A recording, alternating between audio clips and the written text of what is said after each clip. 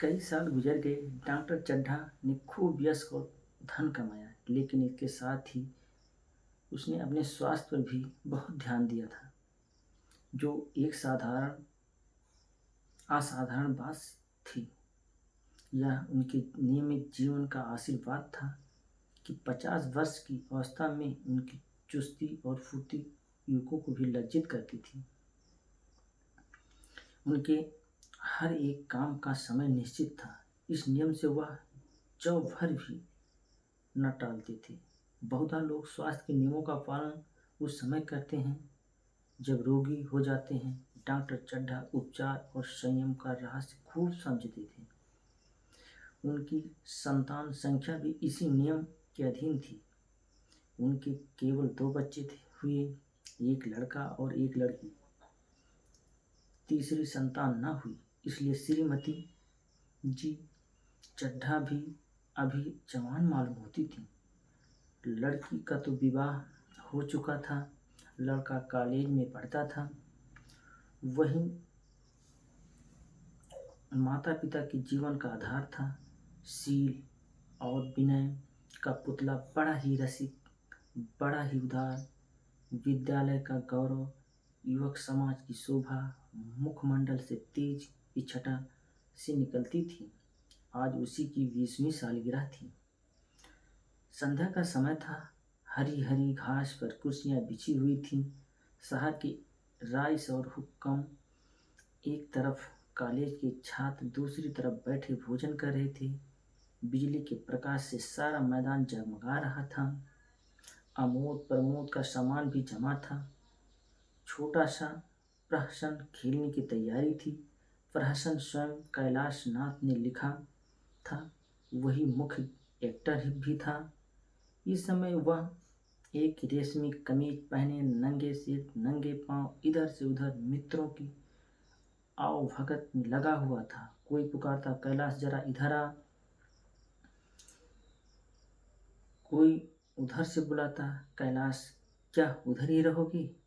सभी उसे छेड़ते थे, चुगली करते थे। बेचारे को जरा दम मारने की भी अवकाश न मिलता था।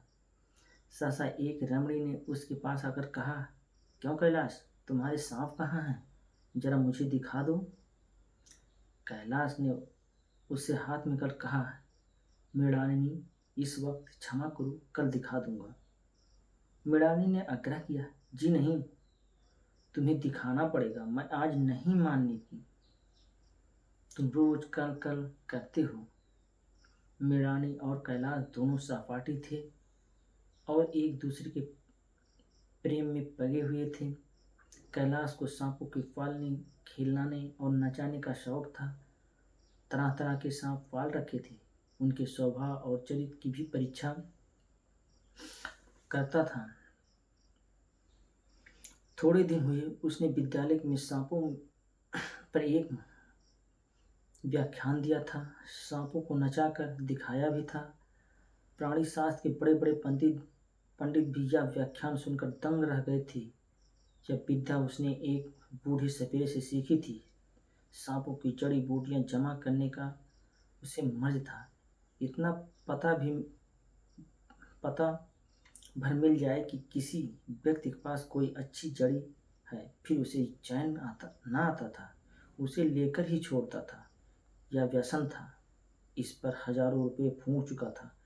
मृणालिनी कई बार आ चुकी थी, पर कभी सांपों को देखने के लिए इतनी उत्सुक ना हुई थी। कह नहीं सकते आज उसकी उत्सुकता सचमुच जाग गई थी, या वह कैलाश पर अपने अधिकार का प्रदर्शन करना चाहती थी। पर उसका आग्रह बेमौका था।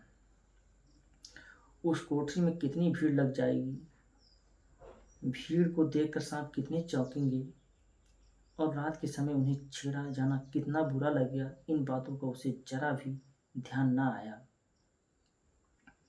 कैलाश ने कहा, नहीं, कल जरूर दिखा दूंगा। इस वक्त अच्छी तरह दिखा भी ना सकूंगा। कमरे में तिल रखने की भी जगह नहीं ना मिलेगी। एक महाशय ने छेड़कर कहा, दिखा क्यों नहीं देते, जरा सी बात के लिए इतना टाल मटोल कर रहे हैं हो। मिस गोविंद, हरगिज ना मानना, देखें कैसे नहीं दिखाते। दूसरे महाशय ने और रद्दा चढ़ाया। मिस गोविंद इतनी सीधी और भोली हैं, तभी आप इतना मिजाज करते हैं।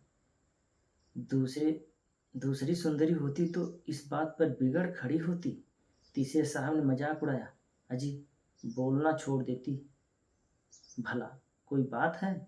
इस पर आपको आपको दावा है कि मृणालिनी के लिए जान हाजिर है। मृणालिनी ने देखा कि सौदे उसे रंग पर चढ़ा रहे हैं तो बोली, आप लोग मेरी वकालत ना करें, मैं खुद अपनी वकालत कर लूँगी। मैं इस वक्त सांपों को तमाशा नहीं दिखाना चाहती। चलो छुट्टी हुई। इस पर मित्रों ने ठाका लगाया। एक साहब बोले, दिखाना तो आप सब कुछ चाहें, पर कोई दिखाए भी तो।